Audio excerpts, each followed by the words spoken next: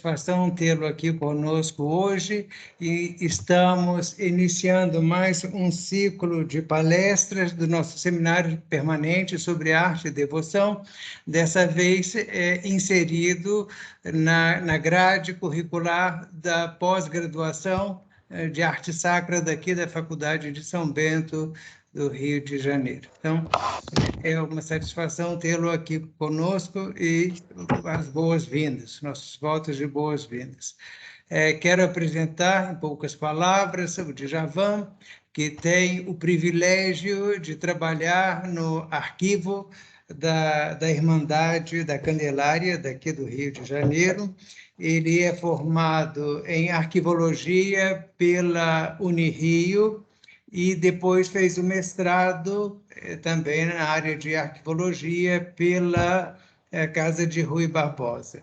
Então, temos o Djavan, podemos falar, pode apresentar, fica livre para apresentar, e depois podemos ter um intervalo ali de meia hora, 15 minutos, conforme for o tempo, para algumas perguntas, um diálogo, alguns comentários.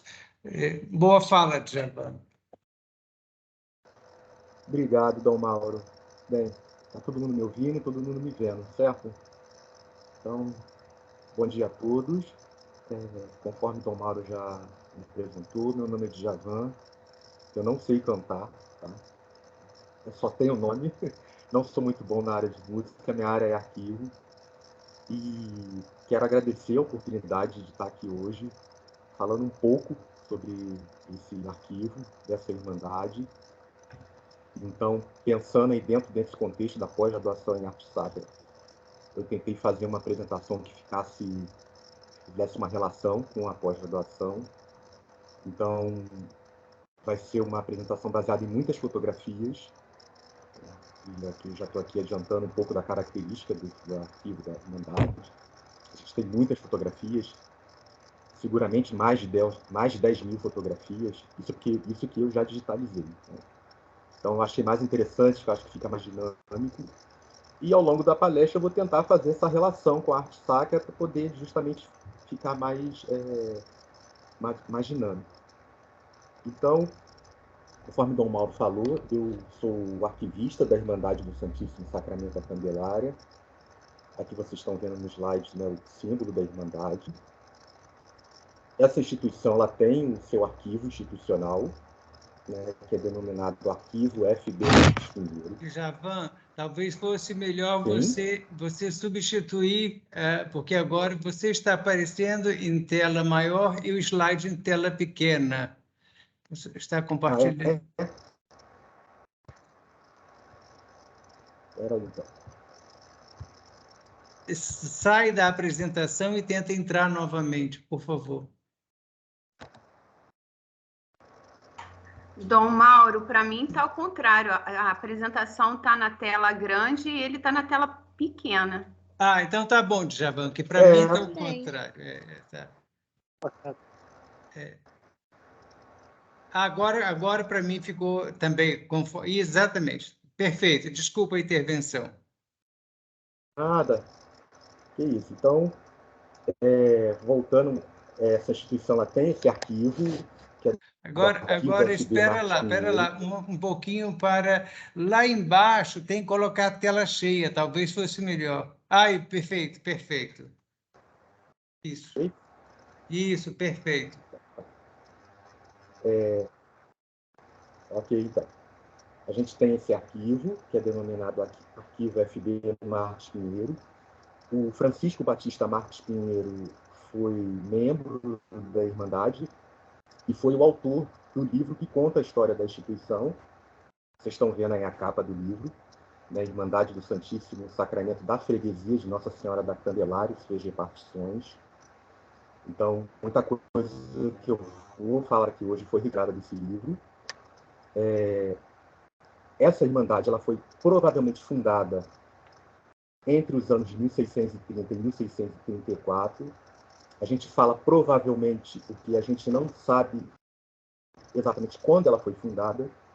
Isso porque a gente não tem no arquivo o primeiro livro de ata da instituição.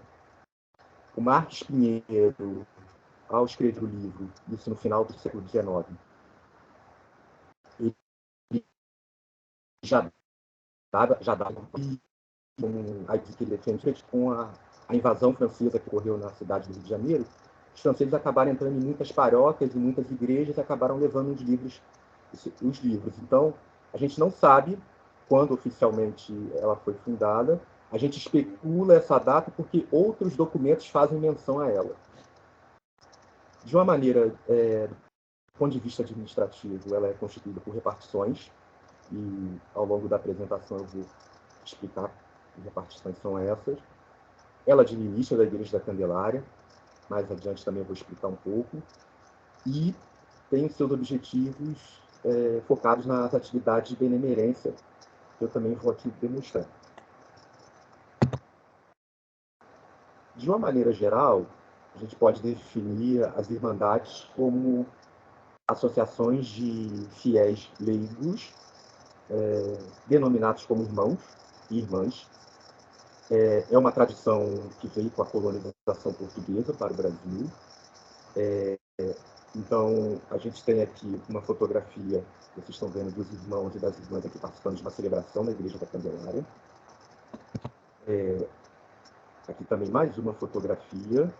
Bem, as irmandades, como eu disse, elas têm uma característica, apesar de serem instituições católicas, mas juridicamente elas são separadas da Igreja.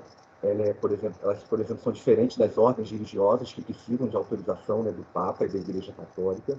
As irmandades não passam por isso, elas são juridicamente independentes.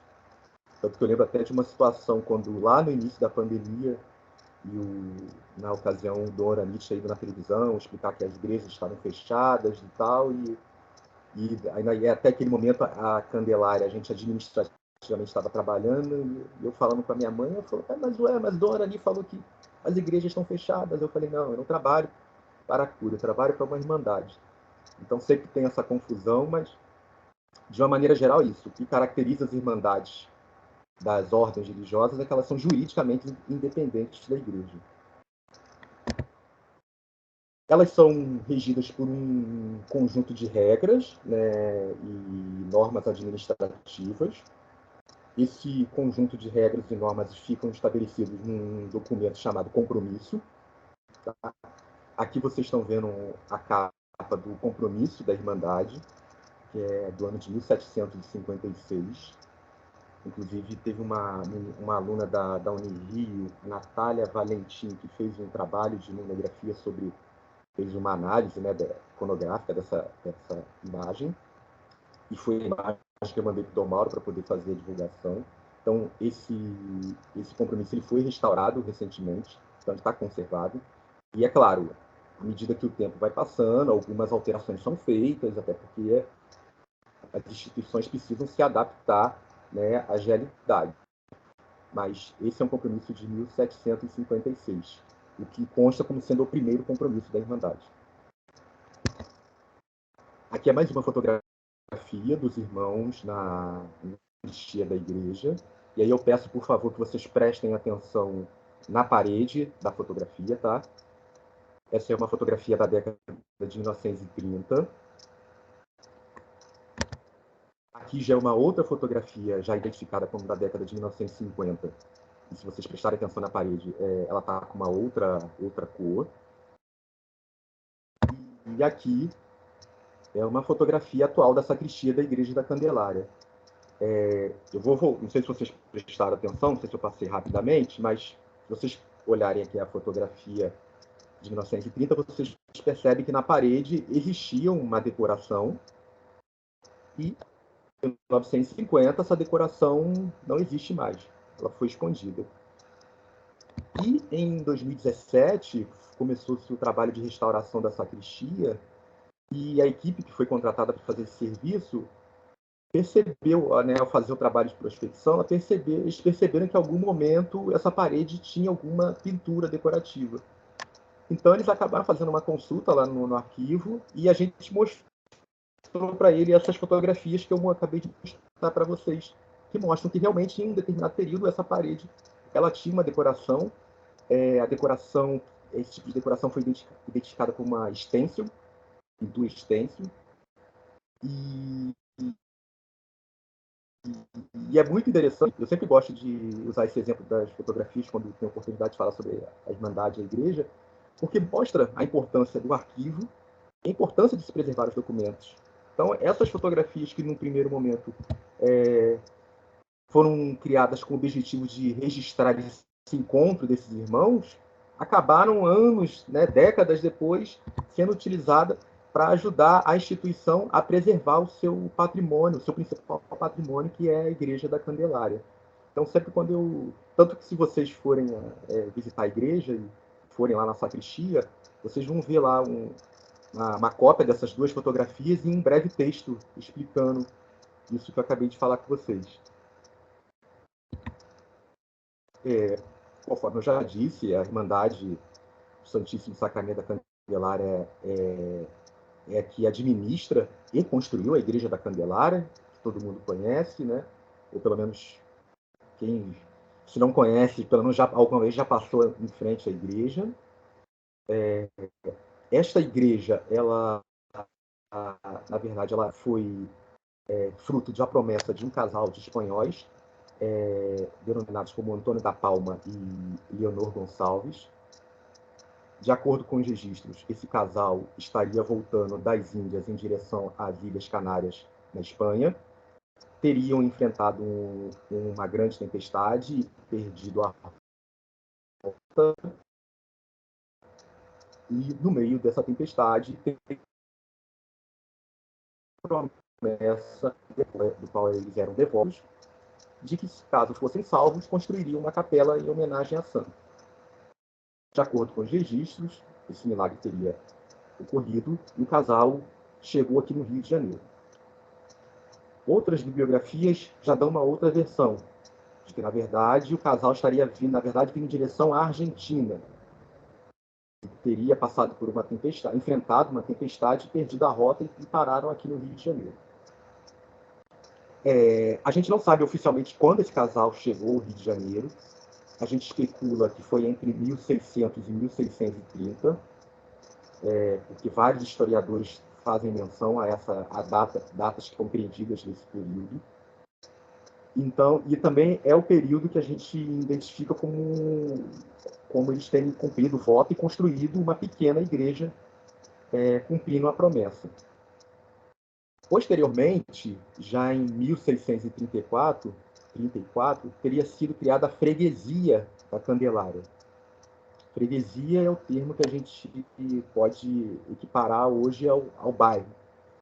Então, a freguesia da Candelária teria sido a segunda freguesia da cidade do Rio de Janeiro, teria sido um desdobramento da freguesia de São Sebastião.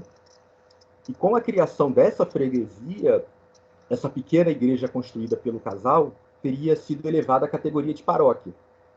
Então, ela passou a exercer outras atividades, como batismo e casamentos. Essa elevação, né, teria desagradado esse casal, e então eles passaram a administração dessa ermida para a Santa Casa de Misericórdia, que posteriormente passou para a Irmandade do Sacramento da Candelária. Então, no dia 3 de junho de 1775, a Irmandade decide construir esta atual igreja. Vocês estão vendo aí no slide a ata onde a Irmandade decide construir a igreja.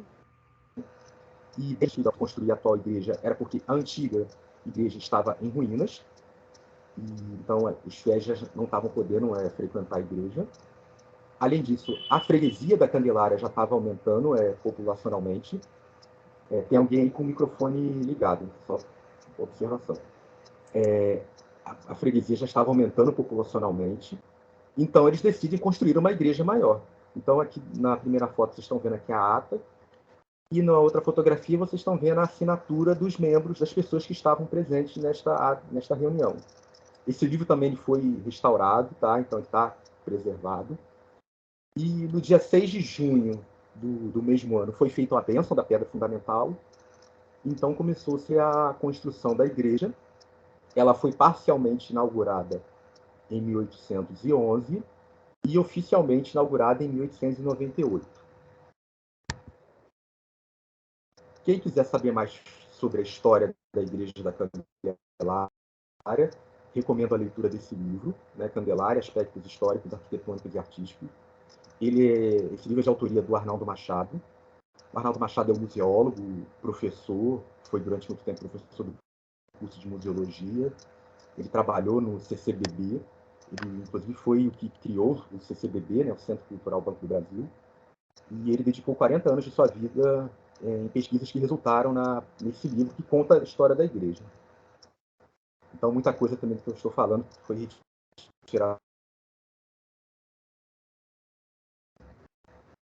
e aprender mais sobre a igreja, recomendo a leitura. Tem um livro do historiador chamado Irineu Cavalcanti, O Rio de Janeiro Setecentista, e tem um capítulo que ele se dedica às devoções no Rio de Janeiro.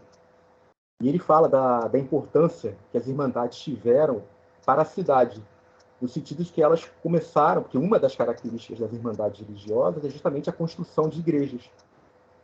E ao construir igrejas em outras regiões, elas acabaram contribuindo para a expansão geográfica da cidade. Além disso, o Irineu Cavalcanti também fala da importância que é, né, ao decidir construir essas igrejas, a importância que a Irmandade teve na empregabilidade de inúmeros profissionais. Então, partindo daquele pressuposto que uma igreja, né, na casa de Deus, então tudo de melhor e mais belo tem que estar dentro da casa de Deus, então as Irmandades contratavam os melhores profissionais, né, os melhores engenheiros, os melhores arquitetos, os melhores escultores, os melhores pintores para construir as suas igrejas. O que não foi diferente com a Candelária, que teve a participação de inúmeros engenheiros, arquitetos e artistas. Não vou falar aqui de todos, porque acho que seria o caso. Teria que ficar aqui uma manhã inteira e a tarde toda. Mas artistas que participaram do processo da construção da igreja, eu cito aqui o Antônio Teixeira Lopes, português, Antônio Teixeira Lopes. Ele foi o escultor que fez as portas de bronze da Igreja da Candelária. Conforme eu disse para vocês, a igreja ela foi oficialmente inaugurada em 1898, mas as portas só chegaram aqui em 1901.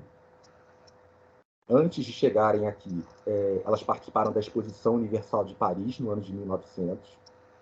E em 1901 elas chegaram e foram inauguradas. Então vocês estão vendo na imagem ao lado alto de inauguração.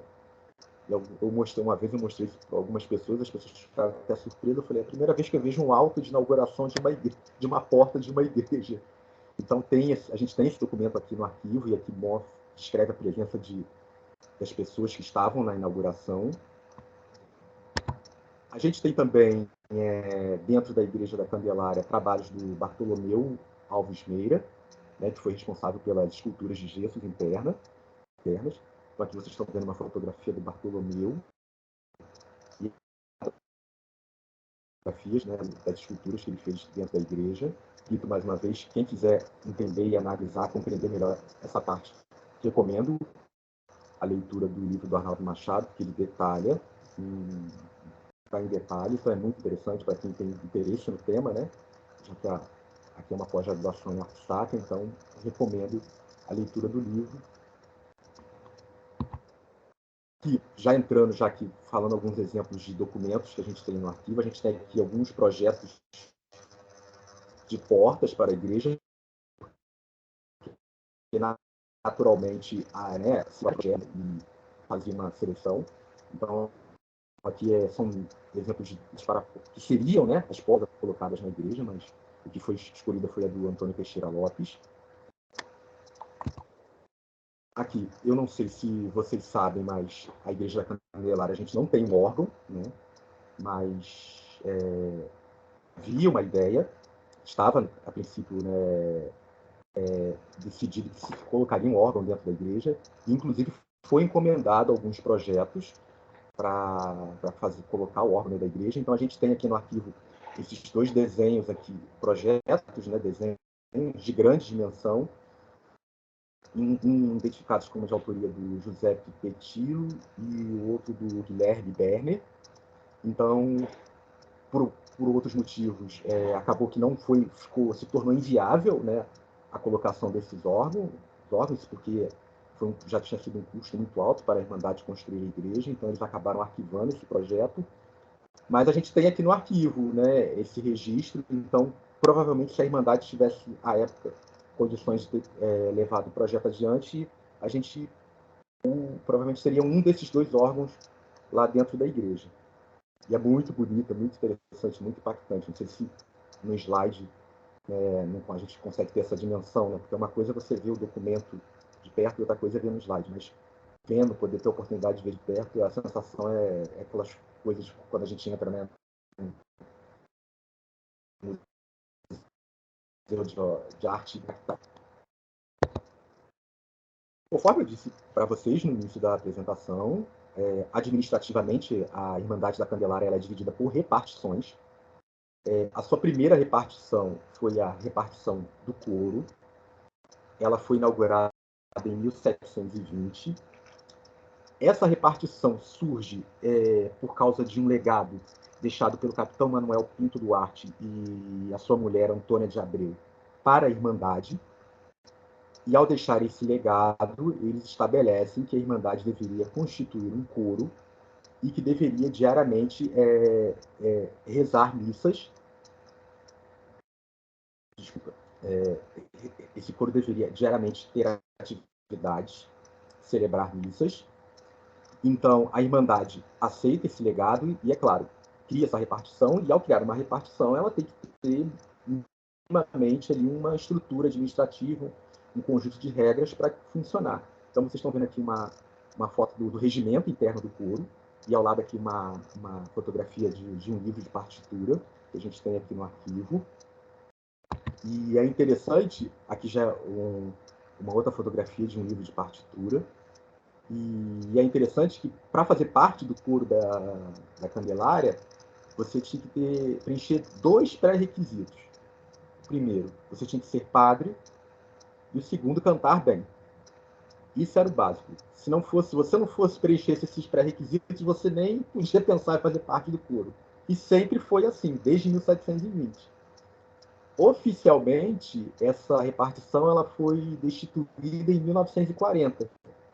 Isso porque, justamente pela falta desses profissionais especializados, né? Eles sempre fizeram questão, não, a gente tem que ser padre e saber cantar. Então, com o tempo, isso acabou se tornando mais difícil, né? Você encontrar profissionais que preenchessem esse requisito, que convenhamos, né? Em toda esquina que a gente encontra padre e que também sabe cantar. Então, ela acabou oficialmente em 1940 destituindo essa repartição e encerrando as atividades. Mas consta que isso aqui é um dos inúmeros livros de partituras que a gente tem, né, aqui no arquivo. Então, para quem tem interesse nessa área da música, na pesquisa de coro, então tem aqui uma documentação bem interessante. Além da repartição do coro, a Irmandade também tem a repartição da caridade. Essa repartição foi fundada em 1738. Né? A gente está aqui passando por um momento de pleito, né? Período eleitoral, em que ambas as partes estão prometendo ajuda para as pessoas mais necessitadas. É claro que é importante, dada a atual conjuntura econômica e social do país, mas a gente é importante aproveitar esses momentos de publicidade e disseminar o fato de que essas iniciativas também partem da sociedade civil, de tentar amenizar esse sofrimento da população. Então, essa repartição ela foi criada em 1738.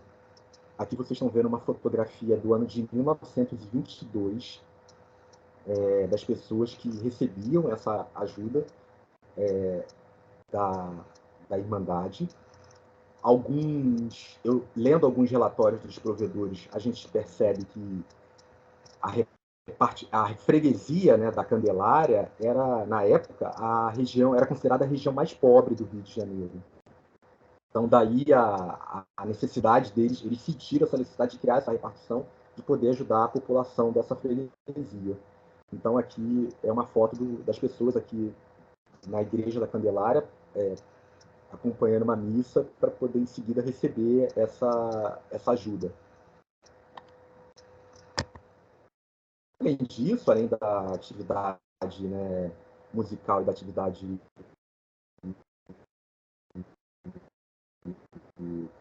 a Irmandade também tem a sua atividade voltada para a área da medicina. Ela foi, né, ou é ainda, né, a administradora do Hospital dos Lázaros, que posteriormente ficou conhecido como Hospital Frei Antônio. Então, o Dom Mauro e o pessoal do Mosteiro sabe de quem eu estou falando. Esse hospital iniciou as suas atividades em 1763 e era um hospital voltado para o tratamento da lepra, né, a doença que hoje nós denominamos como hanseníase. E é muito interessante falar um pouco da história desse hospital e ler, né, sobre a história desse hospital, e a gente consegue perceber que essa dificuldade do Estado brasileiro em fornecer saúde para a sua população vem lá desde da época que isso aqui era uma colônia. Então, o que acontecia? O que o Marques Pinheiro explica no livro? A lepra já tinha chegado ao Rio de Janeiro, muitas pessoas estavam sendo contaminadas por essa doença, isso porque é uma doença contagiosa, e não havia um espaço apropriado para poder tratar, cuidar desses doentes. Então, o que eles faziam? Eles pegavam essas pessoas, retiravam da cidade e transferiam para a região que até pouco tempo atrás era ali onde é o gasômetro. Não sei se vocês lembram ali onde, até pouco tempo atrás, ali onde existia o gasômetro. Essa região ali tinha uma praia, que era chamada Praia de São Cristóvão, e que posteriormente ficou conhecido como Praia dos Lázaros. Isso porque os doentes eram transferidos para essa região. Então aqui vocês estão vendo aqui mais um documento, uma fotografia do documento que a gente tem aqui no arquivo, que é uma planta da região que faz menção à Praia dos Lázaros. Então esses doentes eram transferidos para essa região, eles ficavam aqui.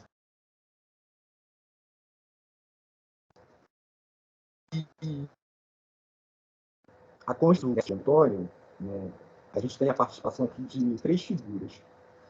O primeiro era o então vice-governador do Rio de Janeiro, o Conde de Bobadilla. Como eu disse para vocês, na época se alegou que não havia dinheiro no orçamento para poder construir um hospital para poder cuidar dos doentes, né? Sempre a mesma desculpa, nunca tem verba, não tem dinheiro no orçamento. Então consta que o Conde de Bobadilla se sensibilizou e ele passou por conta própria a ajudar os doentes. Então, onde eles ficavam, né, na Praia de São Cristóvão, ele acabou construindo umas pequenas casas e fazia um atendimento bem básico para poder tentar amenizar o sofrimento desses doentes. Em 1763, o Conde de Bobadilla morre. Então, os doentes ficam desamparados. E, ao saber disso, o Frei Antônio de Desterro, vocês estão vendo aqui na fotografia, pede para a Irmandade para cuidar dos doentes. Ele já conhecia as atividades que a Irmandade fazia, então ele pede para a Irmandade cuidar desses doentes.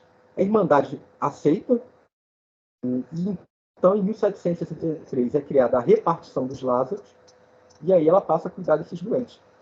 E também a gente tem a participação do então vice-rei Conde da Cunha, que também conseguiu articular nesse processo de criação do hospital. Aqui vocês estão vendo 2 fotografias em preto e branco. Aqui a primeira fotografia é a fotografia da fachada, então eu não sei vocês agora, quem costuma passar por aquela região ali, quem vai para Niterói, e agora que não tem o gasômetro, então deve saber de qual hospital que eu estou falando, né? Esse hospital fica em São Cristóvão. Agora, e a outra fotografia é da parte de trás, que agora oficialmente é a entrada do hospital. Esse lugar, antes de ser hospital, era, na verdade, a fazenda de recreio dos jesuítas, que moravam aqui no Rio de Janeiro. E no processo de expulsão dos jesuítas da cidade, o governo acabou confiscando os bens dos jesuítas. E então, o Frei Antônio de Desterro pede ao Conde da Cunha para que ceda esse espaço para a Irmandade poder cuidar dos doentes. Então, ele consegue fazer essa articulação, o espaço é cedido para a Irmandade, e a partir de 1763 ela passa a cuidar dos doentes dentro desse prédio, que passou por reformas, né, se adaptou para ser um hospital. Então, começam as atividades do Hospital Frei Antônio. Uma das coisas, inúmeras preciosidades que a gente tem aqui no arquivo são os relatórios de atividades. Eu estava até vendo ontem a apresentação, revendo a apresentação, e falei que eu deveria ter colocado aqui mais fotos de relatórios, porque isso é uma coisa que eles sempre fizeram questão, todos os provedores, né, toda a diretoria que a Irmandade teve, sempre ao final de cada gestão, de elaborar relatórios, deixar registrado as atividades que eles cumpriram. O hospital também não é muito diferente, então é interessante para a gente da medicina, saber um pouco como é que os médicos, né, como é que os doentes eram tratados dentro do hospital. Então, eu sempre costumo dizer que esses relatórios são manancial. Teve um aluno, um estudante, acho que ele fez pós-graduação no Rio, agora eu não lembro a instituição, mas o nome dele é Tarcísio, ele fez uma dissertação de mestrado sobre a parte arquitetônica desse hospital, então ele foi lá no arquivo fazer pesquisas, tá? Além dos relatórios do hospital, a gente tem também aqui alguns estudos, porque o Hospital Frei Antônio, além de ser um hospital, ele era um centro de pesquisa. Então, os médicos, né, que trabalhavam no hospital, inclusive grande parte deles que acabaram posteriormente fundando a Sociedade Brasileira de Dermatologia, eles criaram um instituto de pesquisa dentro do hospital, com o objetivo de desenvolver pesquisas para tentar achar cura para a lepra, porque na época a lepra era uma doença que não tinha cura. Então, o tratamento que eles davam aos doentes era um paliativo. Então, eles começaram a desenvolver pesquisas. Consta algumas bibliografias dizem que com isso o hospital passou a ser um centro de referência para o mundo e começou a receber visitas de médicos de várias partes. Isso é verdade, porque a gente tem lá no arquivo as fichas, né, de inscrição de médico, até médico do Japão vinha aqui para o hospital, né, tentar aprender com os médicos aqui com os médicos brasileiros, como eles estavam conseguindo desenvolver tratamentos e cura para a doença. Em determinado período, eles inclusive acharam que tinham descoberto a cura, né, eles fizeram um experimento e durante o período eles ficaram otimistas, mas depois eles viram que não deu certo. Mas, independente disso, acho que é importante, e o mais importante é que eles documentavam essas experiências. Então, é isso que eu acho mais importante. Então, mais uma vez, eu falo, para quem tem interesse sobre a história da medicina, e até mesmo para a história da medicina do Brasil, isso aqui é muito importante, porque mostra que já sempre houve uma ciência no Brasil, né? Não é algo tão recente. Conforme eu disse para vocês, né, a lepra era uma doença contagiosa, então as pessoas elas eram obrigadas, né, eram retiradas do seu convívio social e tinham que viver nesses hospitais, né, chamados lazaretos, leprosários, ou colônias, né, dependendo do lugar, o que não era diferente com os enfermos do Hospital Frei Antônio, né, porque era uma lei, então não tinha muito o que fazer. E, é claro, ao ser retirado do público social, a Irmandade também tinha que pensar em formas de tentar amenizar, né, porque vocês imaginem, né, a gente passou, né, ainda oficialmente passando por uma pandemia, então a gente, entre aspas, pode compreender o que é você ser obrigado a viver em isolamento social.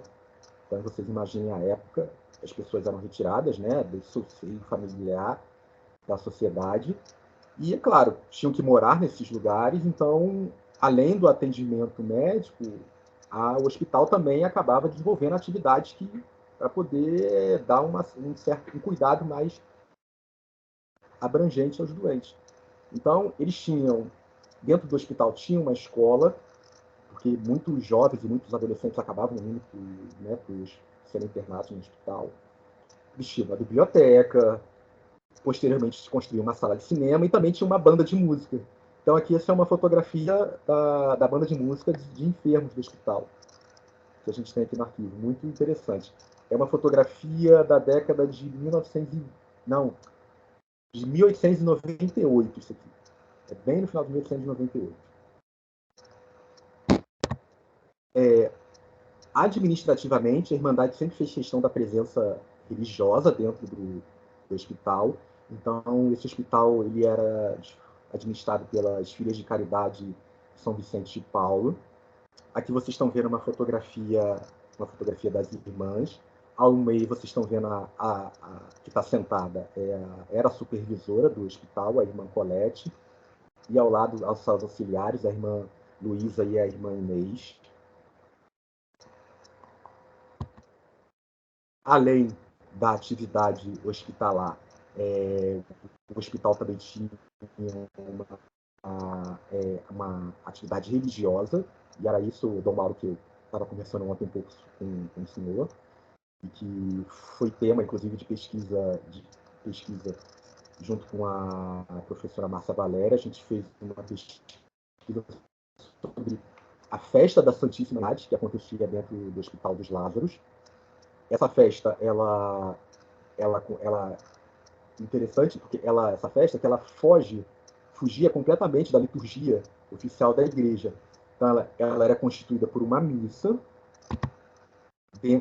que acontecia na capela, dentro do hospital. O hospital tinha uma pequena capela. E, em seguida, você tinha uma procissão, né, que acontecia em volta do jardim do hospital. Essa procissão era chamada de procissão de São Lázaro. Então, você tinha aqui, nessa fotografia que vocês estão vendo aqui, os irmãos segurando o andu e a imagem de São Lázaro. Então, havia essa procissão em volta do jardim. E a festa terminava com o ritual da entrega do pão de ló aos doentes. Então, quando a gente começou a ler esses relatórios, chamou muita atenção a dinâmica dessa festa. E, então, a gente acabou fazendo um trabalho, inclusive a gente escreveu um artigo sobre essa festa, tá? Tá lá nos Anais da Ampu, e a gente justamente queria entender essa devoção e o paradoxo. E aqui vocês estão vendo uma fotografia, né, das irmãs entregando o pão de ló aos doentes. Isso foi uma das questões que a gente não conseguiu responder, né? Por que entregar o pão de ló? Entregar o pão de ló, a gente, claro, a gente pode especular por quê, do simbolismo que o pão tem para o cristianismo, mas eu queria entender por que o pão de ló, que sempre foi o pão de ló. Vocês, à medida que a gente ia lendo os relatórios, eles falavam sobre a festa da Santíssima Trindade, eles falavam, teve a missa, a procissão e em seguida a entrega do pão de ló.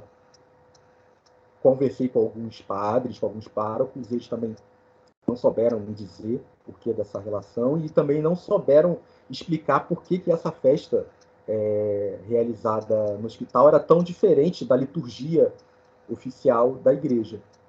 Então, o título do trabalho foi Devoção e Paradoxo. Então, a devoção, o que a gente concluiu é que antes mesmo desse espaço ser no hospital, na época que ainda era a Casa de Recreio dos Jesuítas, eles já celebravam uma festa da Santíssima Trindade dentro desse espaço. Então, a gente concluiu que a Irmandade, por uma questão de devoção, de respeito, decidiu continuar, né, a celebrar a festa dentro do hospital. E a Irmandade tem a Igreja da Candelária, né? Eu achei isso muito estranho. Eu falei, poxa, eles têm a Candelária para fazer essa festa, que é uma igreja maior, e faziam lá numa capela dentro do hospital, né? Então, a conclusão que eu cheguei é que eles quiseram manter essa tradição, e o paradoxo era justamente essa contradição no sentido de trazer pessoas para dentro de um hospital voltado para o tratamento de doentes, de pessoas doentes que tinham uma doença contagiosa. Então a gente queria entender por que a Irmandade abria o hospital, né, para as pessoas. Eles faziam, publicizavam, né, divulgavam no jornal, olha, no dia tal, será celebrada na capela do Hospital dos Lázaros, a festa da Santíssima Trindade, estão todos convidados. Então a gente entendeu isso com um paradoxo, porque se os doentes estavam ali justamente para evitar a proliferação da doença, então por que, né, trazer a população para dentro do hospital? Né? De certa forma, colocar a população em risco. E a conclusão que a gente chegou, uma das conclusões, é que o objetivo da Irmandade era tentar sensibilizar a população da época a ajudá-la na manutenção do hospital. A Irmandade é uma instituição privada, né? E ela sempre manteve esse hospital às custas dela, né? Por meio do seu... Às custas, ela não tinha ajuda, né? Ela não era uma instituição pública, era um hospital privado, mas que fazia atendimento gratuito. Então, ela administrava, tinha que pagar as contas, né? Custeava a administração desse hospital. Então, ao fazer essa festa e convidar a população, a ideia deles era sensibilizar a população no sentido de ajudar a Irmandade, no sentido, olha, temos esse hospital, temos aqui os doentes, nós fazemos de tudo, damos um melhor atendimento, um melhor conforto, e isso às nossas custas, e precisamos da ajuda da sociedade.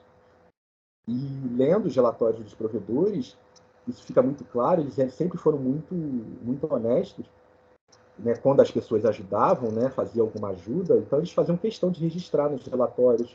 Então, assim, por exemplo, eles diziam lá no relatório de 1880, agradecimentos ao seu Manuel dos Santos, que tem um hortifruti no bairro de São Cristóvão. Esse ano ele doou para o hospital 10 quilos de batatas, 5 quilos de cenouras, 10 dúzias de banana. Agradecimento a fulano de tal que doou uma quantia, determinado conto de réis, porque algumas pessoas, às vezes, preferiam dar dinheiro ao invés de dar alguma coisa, alguma comida, enfim. Optavam em dar, ajudar financeiramente, de forma financeira. Então, eles faziam questão de registrar isso no relatório, isso é muito legal, mostra que realmente a sociedade de certa forma, estava sensibilizado, então estava ajudando a Irmandade a manter esse hospital. E quando acontecia de ter uma contribuição assim muito importante, muito significativa, eles, como forma de agradecimento, acabavam encomendando um retrato. Então, vocês estão vendo aqui no slide, é um retrato do Antônio Ferreira Viana. Basicamente, o Antônio Ferreira Viana foi político, jornalista, magistrado, conselheiro e também exerceu o cargo de vice-provedor da Irmandade.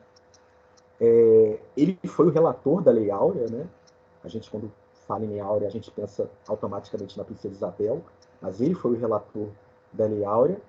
E ele, em 1888, como ele era um político, ele acabou ajudando a criar um imposto da caridade, que era um imposto que a população pagava para poder ajudar a Irmandade a manter o hospital. Então, como foi uma contribuição muito importante, muito significativa, a Irmandade achou prudente, então, homenageá-lo e fazer um quadro em homenagem ao Antônio Ferreira Viana. Então, ela pede ao pintor Thomas Drinker para fazer esse quadro. Thomas Drinker é um pintor alemão, né, radicado no Brasil. Ele é muito conhecido por ser pintor de paisagem, né? O trabalho dele de pintura de retrato é pouco conhecido. Recentemente, a gente teve uma pesquisadora que fez uma pesquisa, fez uma tese justamente sobre esse trabalho desse artista, foi a professora Márcia. E esse quadro ele foi inaugurado no ano de 1888. Então, consta no relatório, né, de 1888 que, enfim, o provedor explica que o hospital estava lotado de convidados, estavam as principais autoridades intelectuais, estavam lá no hospital, e eles leem o discurso, né, de agradecimento ao Ferreira Viana, fazem a inauguração do quadro, disserram, né, e aí o relatório consta que, após isso, houve um momento de muita emoção, porque essa homenagem estava sendo feita num salão nobre do hospital, e que, ao disserrar o quadro, entrou dentro desse salão os doentes do hospital, e uma das doentes entra com um ramo de flores e agradece ao Ferreira Viana, faz um agradecimento em nome dos doentes ao Ferreira Viana. De acordo com o que o provedor escreveu no relatório, teria sido um momento de muita emoção, né? Todos ficaram com os olhos lacrimejados, e o provedor, por achar que era um momento tão importante, ele achou prudente que isso não ficasse apenas registrado na memória. Então ele fala, isso precisa estar documentado, né? Ele usa essa expressão no relatório. E aí ele pede para o mesmo Thomas Dringel, né, que foi o autor do quadro, para fazer um auto de inauguração. Então eu vou aqui rapidamente voltar no slide anterior. Vocês estão vendo aqui o quadro, né, o Ferreira Viana com a aquela roupa de magistrado, que agora eu esqueci o nome, né? Essas pessoas em volta dele dá a entender que são, né, doentes do hospital. Ele aqui está entregando o crucifixo para esses doentes. E se vocês prestarem atenção nesse alto, ele é composto por uma aquarela. E a iconografia dessa aquarela é aqui, que eu entendo que seria o altar da capela à época. E ele reproduz o quadro e também pano que foi feita de serragem. Então, isso é feito num pergaminho, tá? Está lá no arquivo, isso é um negócio belíssimo. É muito só vendo mesmo de perto para você sentir esse impacto. Não sei se vocês estão conseguindo ter essa sensação vendo aqui no slide. Muitas pessoas que viram essa aquarela tiveram um surto, né, de tão bonito que é. E foi muito interessante, e aí já tentando fazer essa relação, né, entre arte sacra, porque quando eu, junto com a professora Márcia, a gente fez esse trabalho, né, a gente acabou em um determinado momento entrando numa discussão, porque, como vocês sabem, eu sou arquivista e ela como professora da História da Arte, então, áreas do conhecimento distintas. Então, para mim, isso aqui é um documento de arquivo, né? Porque um auto de inauguração por definição, é um auto onde você registra exatamente, fielmente, a reunião que aconteceu naquela atividade. E ela, por sua vez, não, isso é uma obra de arte. E não, isso é um documento de arquivo. Então, ficou aquelas discussões calorosas que sempre tem quando tem, né, áreas distintas, mas a conclusão que eu chego é que isso pode ser considerado tanto como um auto, como um documento de arquivo, como uma obra de arte. Porque foi um auto produzido por um artista. Então, claro, um artista vai representar, vai produzir artisticamente. Então, é muito interessante. Esse é mais um exemplo de documentos que a gente tem aqui no arquivo. Repito mais uma vez, quem quiser entender melhor um pouco sobre essa festa e sobre a inauguração desse quadro, o artigo está lá publicado nos Anais de Antu, tá? Ainda continuando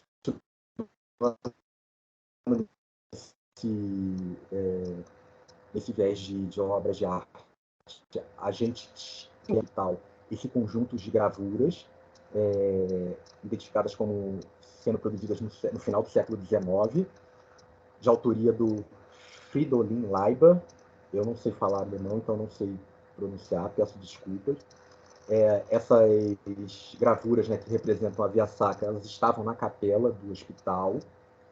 E recentemente foi contratada uma empresa especializada para fazer a restauração de alguns objetos, de algumas obras de arte lá da instituição, e entre elas eles optaram por restaurar esse conjunto de gravuras, e elas ficavam penduradas na capela do hospital. Hoje não ficam mais, porque até obedecendo uma recomendação da equipe, porque esse material, essas cromolitografuras foram feitas em suporte de papel, então não podem ficar expostas à luz.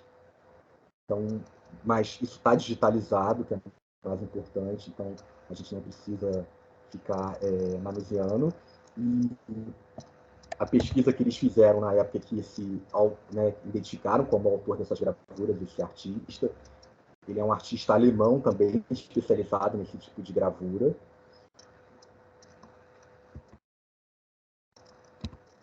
Bem, aí agora saindo um pouco aqui da parte hospitalar, agora entrando aqui na parte educacional. Eu já estou aqui acabando, tá, pessoal? Só para vocês ficarem calmos.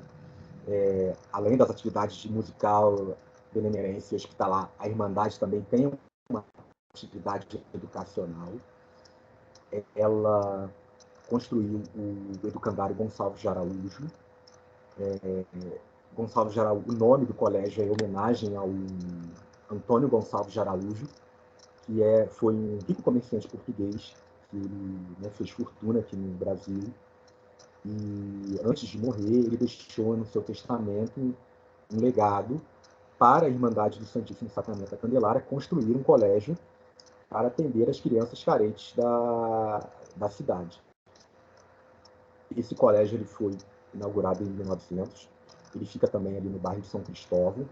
Fica bem ali no campo de São Cristóvão. Então, quem conhece ali a região de São Cristóvão sabe de qual colégio eu estou falando.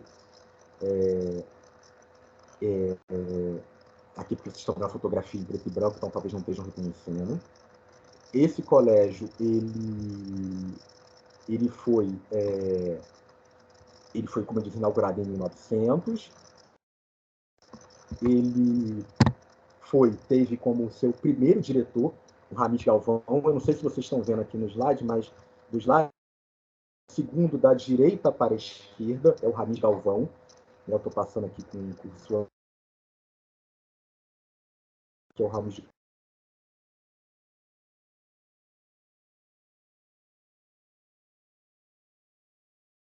Conhecem, né? Durante muito tempo ele foi diretor da Biblioteca Nacional, ele também foi preceptor dos filhos da Princesa Isabel, ele era médico, filólogo, gramático, enfim, fazia várias coisas. Eu costumo brincar, dizer que o Ramis Galvão era o Google da época, né? E é muito interessante, porque eu conversando recentemente com um pesquisador, ele me disse que, ao ler a biografia do Ramis Galvão, que a parte do que fala sobre a atividade dele dentro do colégio está dedicada foi resumida em 4 páginas. E o Ramis Galvão ficou durante 30 anos dirigindo esse colégio. Então foi o lugar onde ele trabalhou por mais tempo. E, curiosamente, na biografia dele fala-se muito pouco.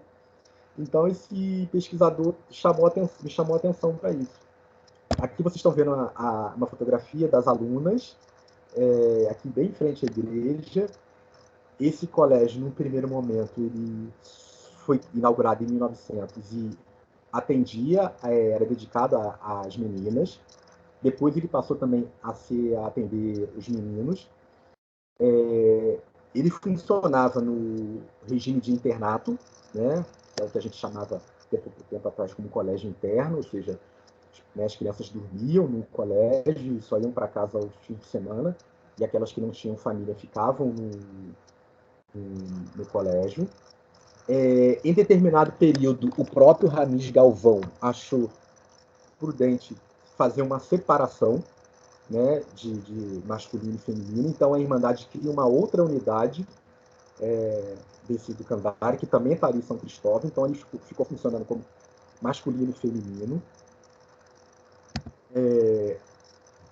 Esse colégio ficou funcionando nesse sistema de asilo até 1990, aproximadamente. Isso por conta da criação do Estatuto da Criança e do Adolescente. Eles tiveram que fazer uma adaptação, porque agora não pode você mais ter esses colégios nesse regime.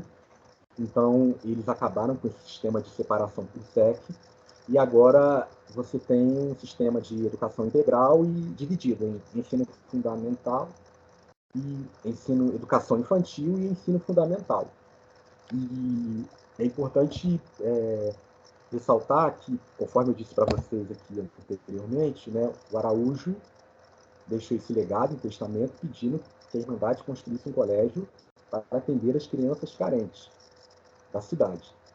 Então, é importante frisar que esse colégio, até hoje, ambas as unidades existem, estamos falando de 122 anos de história, e estão funcionando, mantendo essa premissa de atender crianças carentes. Então, as crianças só podem estudar nesses colégios, né, aquelas famílias que não têm condição de pagar, né, um bom colégio para os filhos. Então, é um colégio que atende ali as crianças carentes da região de São Cristóvão e dos bairros próximos. Isso é um legado, é mais uma das atividades da Irmandade. Eu acho muito importante frisar isso, porque a gente tem que, não é só porque eu estou aqui, não é só por causa do meu olhar de dentro, mas é mostrar também que a sociedade civil também está preocupada em melhorar a educação do país. E esse projeto desse do Candari, ele vem anteriormente, já estava desde 1880, a Irmandade já tinha como objetivo criar um asilo para as crianças carentes da cidade. Eles chegaram, inclusive, a construir ali não sei se vocês conhecem aquela unidade do Colégio Pedro II ali em São Cristóvão, né, que é bem perto ali no campo de São Cristóvão.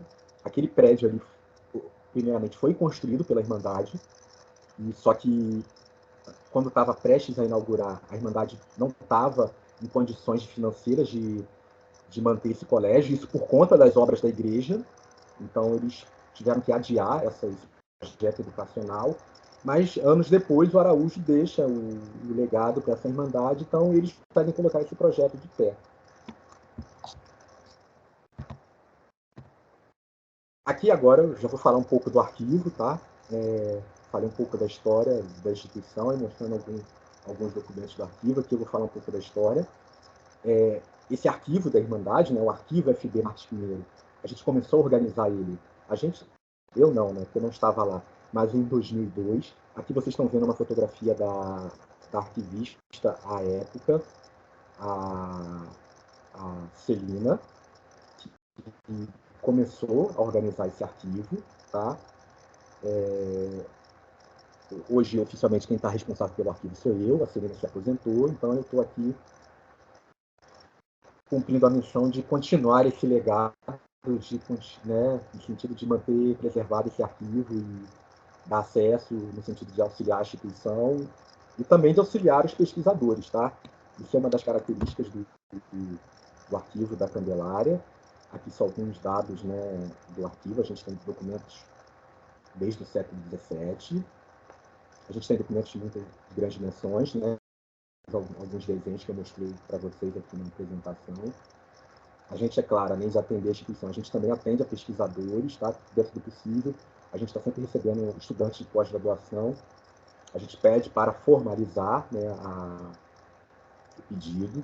Então, a depender da pesquisa, eles sempre permitem. Então, isso é uma política muito importante da instituição, que é importante frisar, tá? Aqui é uma fotografia muito interessante, não sei se ele está vendo a apresentação, mas esse aqui é um pesquisador, o Amilcar Gramacho. Ele é um ex-aluno, né, do colégio, estudou na década de 50 no colégio da Irmandade, e décadas depois ele volta lá ao arquivo para poder fazer uma pesquisa, para poder publicar um livro sobre a história do colégio. Então ele está escrevendo um livro.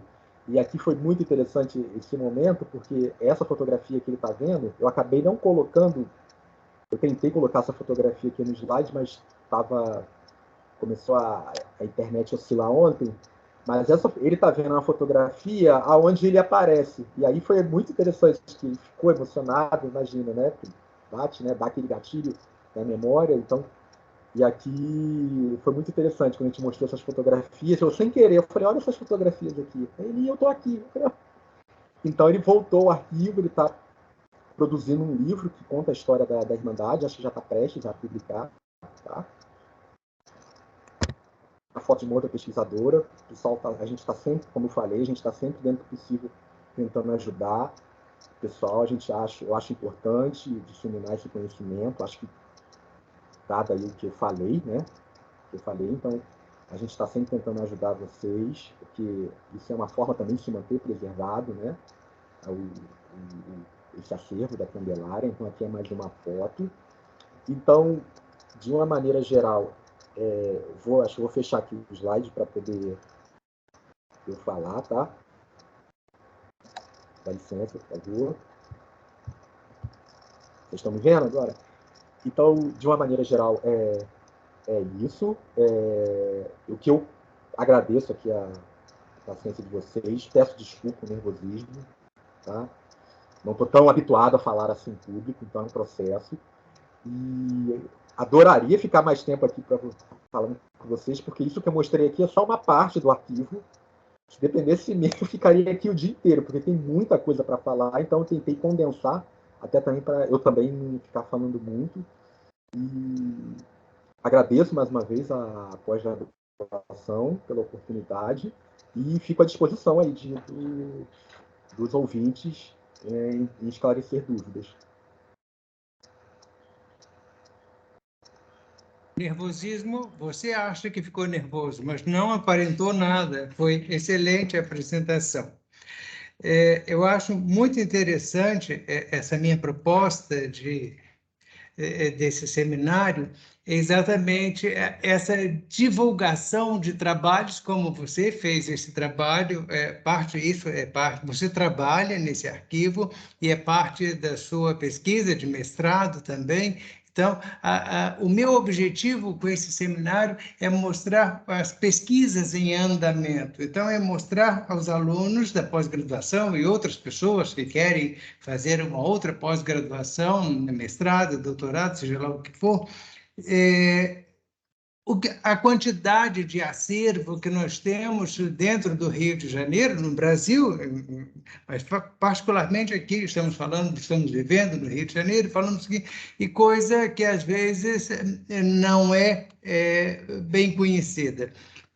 Desculpe a minha intromissão, mas eu acho que valeria a pena um convite para conhecer o Hospital Frei Antônio. Eu acho que eu já tive esse privilégio de visitar lá, e fiz mais de uma vez, e eu acho que seria muito interessante uma complementação dessa aula se um dia você pudesse proporcionar uma visita guiada lá ao hospital. Acho que seria muito enriquecedor. Uma coisa é ter a experiência a partir de você, conhecer a partir de você. E outra situação é essa experiência in loco, né? Essa visita.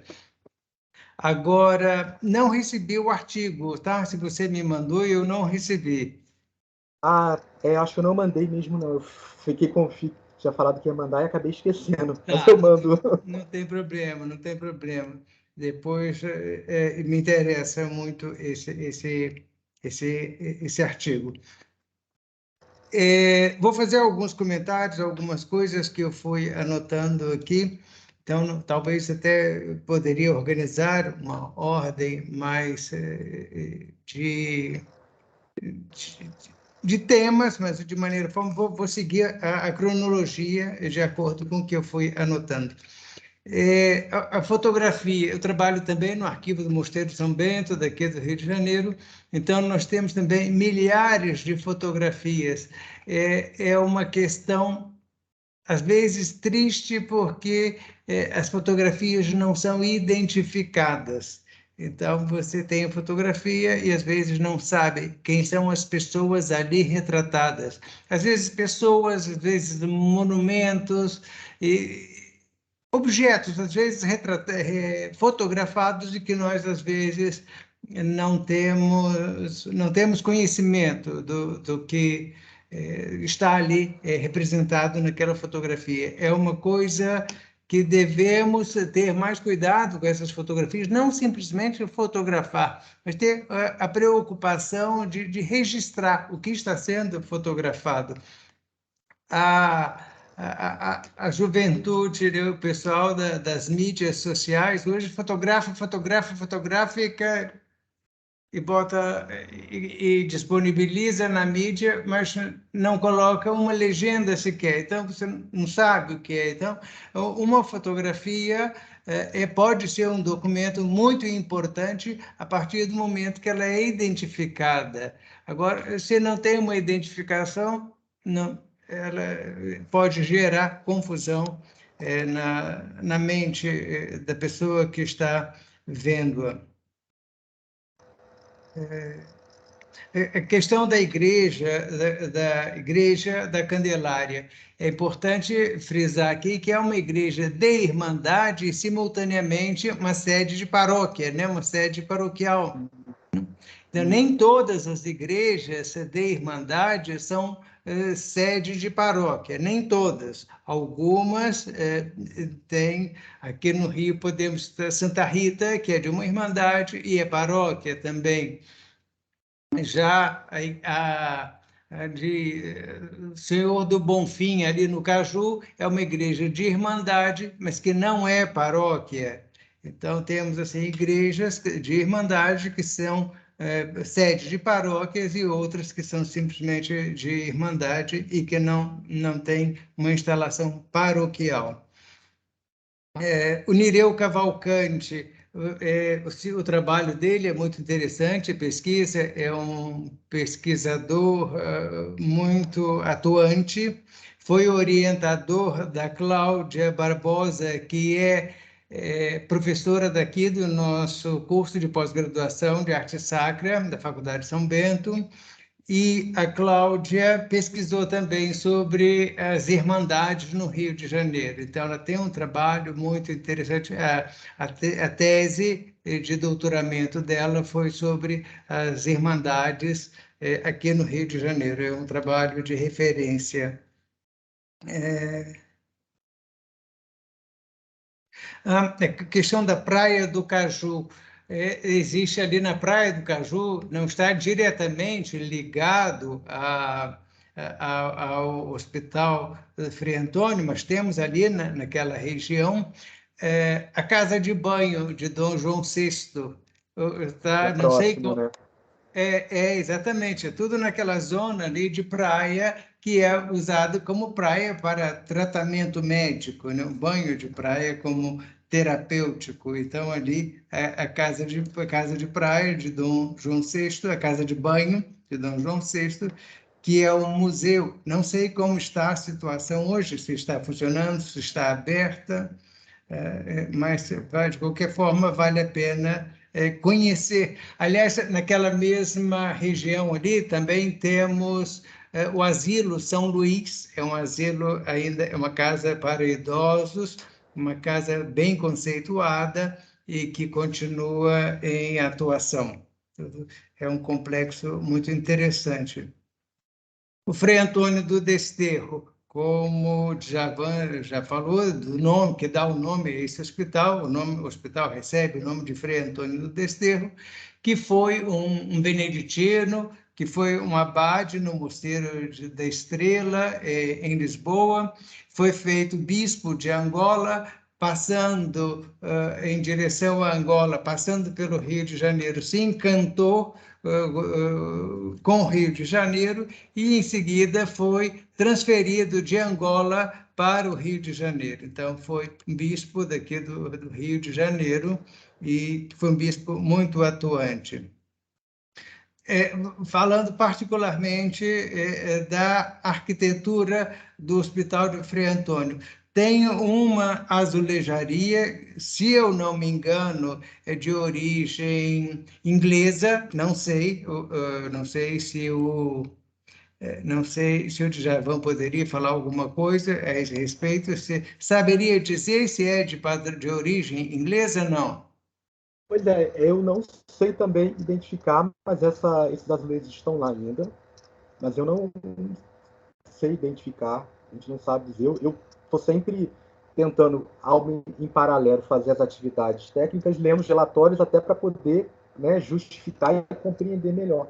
E fala-se muito, eles falam muito, não, fizemos reformas, fizemos melhoria no hospital, mas eles falam de forma genérica. E aí eu vejo as fotografias e falei, realmente, eles fizeram uma obra aqui. O Tarcísio está falando aqui que é de origem belga. Aliás, o Tarcísio colocou também aqui a dissertação de mestrado dele, que ele fez o mestrado na Fiocruz. Daqui a pouco o Tarcísio, então, dê uma palavrinha para nós, por favor, Tarcísio. Outra coisa, os portões de ferro são portões contemporâneos aos portões daqui do Mosteiro de São Bento, daqui da igreja. A padronagem é praticamente a mesma. É uma fundição supostamente do final do século XIX, período dos mosteiros 1880, quando os ingleses estavam trabalhando aqui no Rio de Janeiro, aqui no Brasil, com a construção das estradas de ferro. A capela no interior do Hospital de Frei Antônio é preciosa, pequenininha, mas preciosa, é uma joia. O pão de ló é uma tradição muito portuguesa, né? Eu acho que valeria a pena investigar sobre o pão de ló na tradição portuguesa, que ainda é uma tradição muito viva em Portugal. do Tarcísio, então, vai falar. O Fridolino, uma coisa que me chamou muita atenção também, esse Fridolino do Leiber. Isso me interessa porque eu estudo, tem a Clancy, a Clancy Young, que é uma doutoranda de São Paulo, ela estuda a arte boironense, a arte de Boiron, do mosteiro de Boiron, na Alemanha. Esses boironenses chegaram no Brasil em 1895, pelo mosteiro de Olinda, e vieram descendo, chegando no Rio de Janeiro em 1903. Temos a construção, então, do nosso priorado, a Cela São Gerardo, no Alto da Boa Vista. Uma das pessoas que vem com essa escola de artistas de Boiron é um Fridolino. Não tenho certeza se o sobrenome é Leiber. Eu preciso verificar isso depois com a Clancy. Eu tenho no arquivo também, tenho isso aqui. Agora, esse Fridolino, salvo engano, porque tem outros artistas, mas me parece que esse Fridolino esteve aqui no Rio de Janeiro, no iniciozinho do século XX, trabalhou na nossa capela de São Gerardo, no Alto da Boa Vista, foi para a missão do Rio Branco, no que hoje é o estado de Roraima, e deixou a vida religiosa, e perdemos contato, perdemos o itinerário desse Fridolino. Acho que eu gostaria muito de saber, você fala que ele é alemão, esse Fridolino, que trabalhou conosco também, era alemão. Você lembra a data, o período, que ele, final do século XIX? Foi identificado no final do século XIX e início do XX. Não está preciso. Sim. Esse é uma questão, supostamente, uma questão de atribuição, de data, uma questão, às vezes... então, às vezes, nós temos aqui no mosteiro, isso é muito arriscado, é muito complicado, eu sempre falo dessa questão, nós temos aqui no mosteiro peças que foram feitas, que estão documentalmente identificadas, que foram feitas em 1945. E no inventário, fizeram um inventário aqui, e especialistas lá, esses especialistas que fizeram esse inventário, catalogaram as peças como sendo do século XVIII. Quer dizer, identificaram por uma questão estilística e registraram como sendo do século XVIII, e não são, e tem documento que são de 1945. Então, essa coisa de quando não tem uma datação documentada, isso compromete bastante. Ramiz Galvão trabalhou aqui também no nosso arquivo, ajudou bastante aqui no nosso arquivo, foi um dos organizadores de um livro comemorativo do primeiro centenário da Congregação Beneditina do Brasil. Foi fundada em 1827 e o primeiro centenário, portanto, foi em 1927, e o Ramiz Galvão foi um dos organizadores, juntamente com o Dom Joaquim Grangeiro de Luna. Não sei se alguém gostaria de fazer algum comentário, se o Djavan gostaria de falar mais alguma coisa. E só para, talvez, falar um pouco em cima do que você falou, né? Voltando aí do início, o tema do meu mestrado foi justamente a preservação desse arquivo. Eu apresentei aqui de maneira resumida, a gente existe essa instituição, existe essas atividades, e parte dessas atividades estão registradas nesses documentos que estão no arquivo. Então, no mestrado, eu pensei numa proposta de preservação para esse arquivo, porque, dada todas as atividades que a Irmandade faz. Então, na época, o orientador falou, vamos pensar num plano de conservação para esse arquivo. Se ele é tão importante, você está dizendo que ele é importante, isso precisa ser preservado. Então, a minha dissertação foi basicamente isso, de maneira específica, um plano para esse arquivo. Então, o que eu fiz é pensar, e algumas coisas já coloca, a gente já em prática, e eu acho que seria o caso de um tema de uma outra apresentação, porque aí já entraria no campo da conservação preventiva, e eu não achei prudente falar aqui, porque são temas distintos, mas posso, enfim, ou quem quiser ler a dissertação, está lá no repositório da Casa de Rui, que tiver interesse. Essa questão das fotografias da identificação, concordo com o senhor. Essa é uma das nossas dificuldades lá no arquivo, porque a gente não sabe quem está naquelas fotografias, não sabe de que data é. Tanto que quem vai lá no arquivo pesquisar, e quando a gente faz a descrição, a gente sempre coloca as datas entre colchetes, porque a gente vai especulando. Como, por exemplo, aquela foto que eu mostrei do Ramires Galvão, quem está do lado dele é o provedor Mário Nazaré. Então, a gente sabe que foi um provedor que foi provedor da Irmandade entre 1920 e 1930. Então, olha, especula-se que essa foto foi desse período. Aquela foto que eu mostrei dos irmãos congregados na sacristia, né, em preto e branco. A gente especula que seja a década de 30, porque a gente consegue identificar algumas pessoas. E a mesma coisa em 1950. Mas ninguém tinha esse hábito de, né, pelo menos colocar atrás a fotografia tal, o nome das pessoas. Então, a gente bota sempre essas datas em colchetes. E não tinha e continuam não tendo. Continuam não tendo. Exatamente. E quanto à questão do hospital, aí eu posso ver, mas aí já é uma coisa que já não passa por mim, passa por outro setor, mas posso tentar ver, tá? Depois eu falo com o senhor. E a questão que o senhor falou também dos azulejos, já respondi. Né? E de uma maneira geral é isso.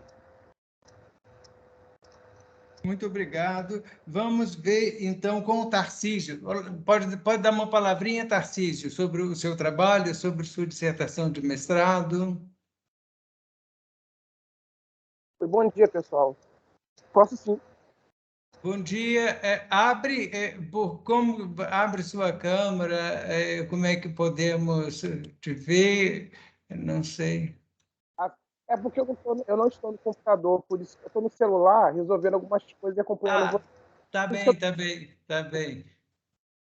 Parabenizar o Djavan pela palestra, o senhor também pela iniciativa aí do evento. Eu estou aqui meio de intruso, né? Tudo que tem a ver com... É uma satisfação, e o objetivo é esse mesmo, o objetivo é de divulgar o conhecimento, divulgar os acervos, então divulgar as pesquisas, então é isso, não é intruso, é sempre muito bem-vindo, é sempre convidado. Muito obrigado. Então, a pesquisa, eu me preocupei no seguinte, ela está dividida em 3 partes, né? Eu gostaria no início, estava tentando entender o processo de tombamento do hospital, que aconteceu em 1985. Então, até então, eu estava preocupado numa história recente, né? Segunda década do século XX, é uma história recente, né? Dentro da historiografia. Eu sou historiador de formação. Então, mas no decorrer das aulas, no decorrer das orientações, os professores falavam para mim que eu precisava voltar no tempo. Né? Aí eu tive que recuperar a história da Irmandade de maneira bem breve, não fui tão profundo igual o Djavan fez, mas tentei recuperar a história da Irmandade e localizar o hospital. Ao localizar o hospital na história, eu acabei lidando com aspectos científicos ligados ao campo da lepra, que agora nós chamamos de hanseníase. Aí, ao tratar da hanseníase, eu pensei nas políticas de saúde, nas políticas de saúde do Rio de Janeiro no decorrer do tempo, tendo a lepra, né, como cenário, e também comecei a tentar entender como que a Irmandade da Candelária, junto do hospital, tentou promover a saúde, tentava amparar os mais necessitados, sobretudo os leprosos. E, para fazer isso, eu precisei lidar com a materialidade, estudar a arquitetura do hospital, ver as artes integradas, ver todos os elementos materiais que o constituem, para entender como a ciência se fazia naquele espaço. Mas o meu olhar é aquele olhar de historiador, né? Lógico, se um arquiteto fizesse o trabalho, ele ia ter um outro olhar, conservador outro, urbanista outro. Mas eu tentei, dentro do conjunto de leituras que eu fiz, harmonizar essas informações. E, por fim do trabalho, eu tratei do tombamento em si, né? Consultei documentação tanto na Irmandade, quanto no Arquivo Geral da Cidade do Rio de Janeiro, no arquivo do Instituto do Rio Patrimônio da Humanidade, onde está o processo de tombamento, e ali eu tratei, né?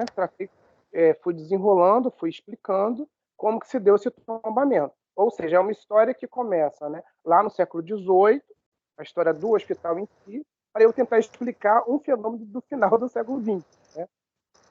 tive que fazer uma série de seleções para o trabalho não ficar muito grande, mas eu acho que ficou bacana, né? Mas vendo agora as fotos do Djavan, me deu aqui uma tristeza de não ter colocado mais material, porque ele trouxe muita coisa interessante para essa manhã. E no final do capítulo eu faço um questionamento, né? Que o hospital está tombado, né? Mas ele ainda é motivo de preocupação. O bairro de São Cristóvão está crescendo, tem ali do lado Porto Maravilha, uma série de construções que são construídas e derrubadas no seu entorno, que impactam na sua visibilidade e conservação de uma forma integral. Então, o tombamento em si preserva, mas não tanto. Então, é um hospital que precisa ser sempre olhado de uma maneira diferente por causa da localização dele num espaço que é privilegiado na cidade do Rio de Janeiro. Então, é uma pesquisa que está finalizada, eu concluí lá em 2018, mas os motivos de preocupação com o que a Irmandade vai fazer com o hospital, como a cidade lida direta e indiretamente com aquele espaço, também é uma preocupação que se mantém na minha mente. Muito obrigado aí, gente, pelo espaço. Eu falo de desculpa. Nada, nós que Desculpa aí, agradecemos, Djavan. Tarcísio. Nada. Agora, Um abraço e prazer em ouvi-lo, Tarcísio. a pesquisa está finalizada no contexto que você era uma dissertação de mestrado, realmente está finalizada nesse sentido, mas você pode dar continuidade como um trabalho de doutorado e a abertura para outros ramos também, para outras pessoas, a abertura para outras pesquisas também. A pesquisa não se finaliza em si, eu acho que ela sempre deixa laços, deixa sempre pontas para aberturas. E depois, isso que eu acho muito interessante, ninguém pensa a Fiocruz, que é uma instituição da saúde, então, de repente, você está trabalhando lá numa pesquisa que entra história da arte, veja a interdisciplinaridade do conhecimento. Eu acho isso fantástico. E sempre falo, já repetindo aqui, que já falei hoje, então, a minha proposta nesse seminário é exatamente isso, mostrar as pesquisas em andamento e essa interdisciplinaridade entre instituições que aparentemente tratam de áreas distintas, mas veja que é sempre possível fazer um diálogo. Então, é sempre importante essa difusão, essa divulgação do conhecimento e essa interação e esse diálogo. Agora, eu gostaria de saber se a irmã Stephanie tinha levantado a mão aqui, eu não sei se ia falar alguma coisa. Eu não sei se já foi dito, Dom Mauro, fiquei curiosa de saber qual foi o material das portas da Candelária, se era madeira ou ferro ou bronze, o que era? É bronze. É bronze. As portas de bronze. Ia ser de madeira, mas aí o Antônio Teixeira Lopes acabou convencendo a Irmandade a fazer de bronze, porque do ponto de vista da conservação é até melhor, porque não apodrece, entendeu? Então eles acabaram. O que o Arnaldo, eu não falei na apresentação, mas ela demora realmente, tanto que a igreja é inaugurada em 1898 e as portas só chegam em 1901. Então ele demora realmente, porque ele faz, né, a modelagem em Portugal e depois acho que ele vai para a Inglaterra, enfim, para poder fazer realmente a modelagem final no bronze, aí depois vai para Paris, aí como vinha de navio, aquela coisa, então acabou chegando tardiamente, mas são de bronze as portas. E é uma joia, preciosíssima, preciosíssima, vale a pena ver de perto. Obrigada. E a respeito daquela roupa que você falou do quadro, é o padre que estava usando, né, o Antônio? Não, ali era o Ferreira Viana, que foi homenageado. Ferreira Viana. É aquela roupa que o magistrado usa, eu esqueci o nome. Toga, não seria uma toga? Eu pensei que era cogula. Toga. Ele era magistrado, né, era juiz. Então, ele deve ter colocado a roupa, né, quando o Tomás Lidl pintou o quadro. E ali ele está é porque no PowerPoint, não sei se vocês conseguiram ver, mas ele está entregando o crucifixo aos doentes, né? Porque a gente entendeu que eram os doentes porque eles estão com a mão, assim, aquelas pessoas que estão ao redor. E isso é uma característica das pessoas que têm hanseníase, né? As mãos ficavam atrofiadas. Então, e ali a composição é a parte da capela, do altar da capela. Então, a gente fez a leitura, né, iconográfica, porque eu não sou historiador da arte, que eu fez foi essa. Mas é o Ferreira Viana, que ele cria esse imposto e ajuda, e aí dá uma ajuda bem significativa. Quem também tem um quadro lá, eu não botei aqui na apresentação, Dom Mauro, é o Frei Antônio, também foi feito, a Irmandade. E o Conde da Cunha, também eles fizeram. Também. Eu não coloquei na apresentação, mas eles têm também. Ana Cristina está por aí ainda, Ana Cristina? Sim, Dom Mauro. Você tem notícias lá do museu da casa de banho? Até onde eu sei, estava fechado por falta de conservação e eu acho que também não tinha gente disponível para cuidar do espaço. Até onde eu sei, tem muito tempo que eu não vou lá. É lamentável que esteja assim, que não divulgado e não conhecido. E as pessoas também têm um pouco de receio, né, de chegar até lá, porque a região não é muito segura e para você passar por lá, você passa por algumas comunidades de dentro do Caju.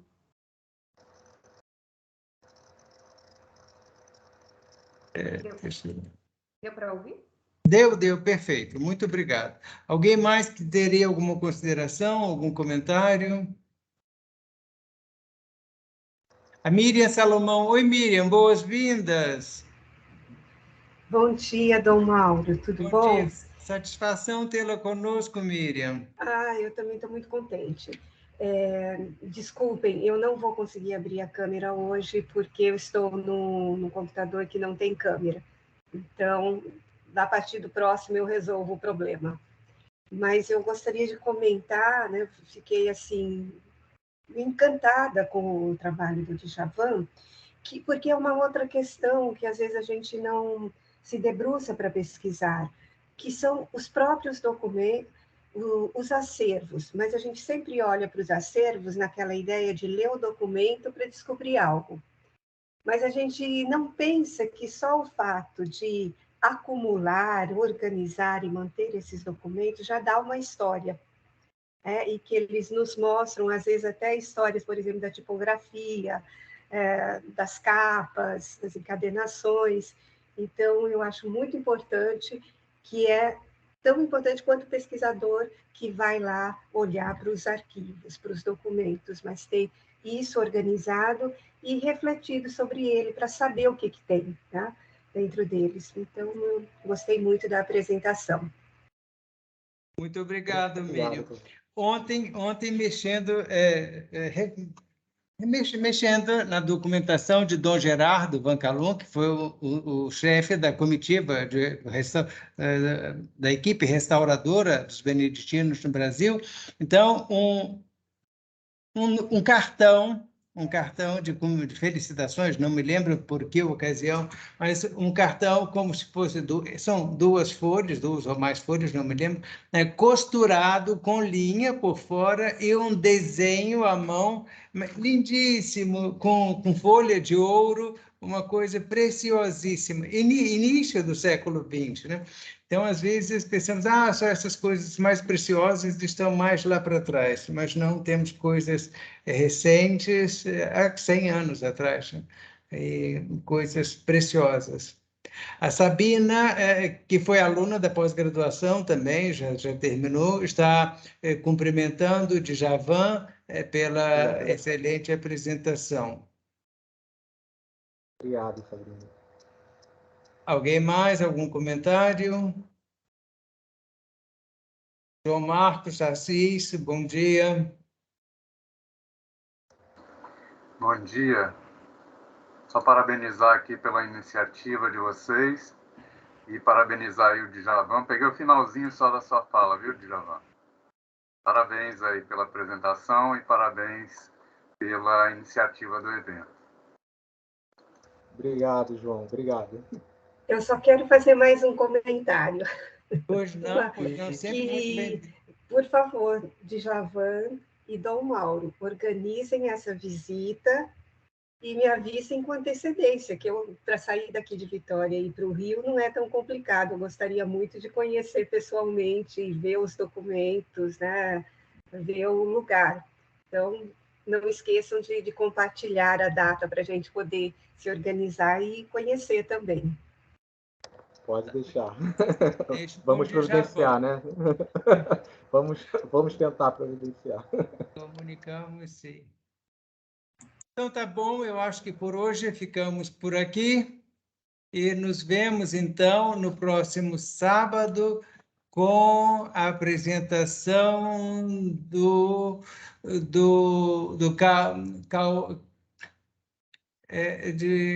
CAE, que é de Curitiba, que vai falar sobre o acervo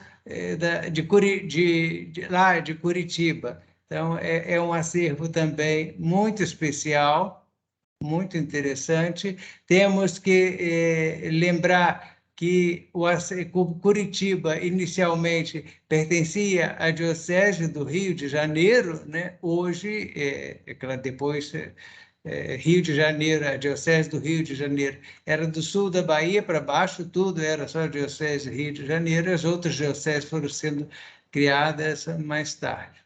Então, é isso aí. Então, até o próximo sábado e muito obrigado. A Karen está fazendo um comentário aqui. A Agatha perguntou se ficou gravado. Sim, Karen, ficou gravado e estará disponível em breve. Então, é isso, Djabam, mais uma vez, muito obrigado. E, dentro das possibilidades, aguardamos, então, essa sugestão da visita e, quando possível, então, vamos fazer. Então, é isso. Muito obrigado a todos e até mais. Um abraço. Um abraço, pessoal. Agradeço aí a atenção. Bom sábado para todos nós. Obrigado. Beijo. Tchau. Beijo. Posso sair ou o senhor quer falar mais alguma coisa?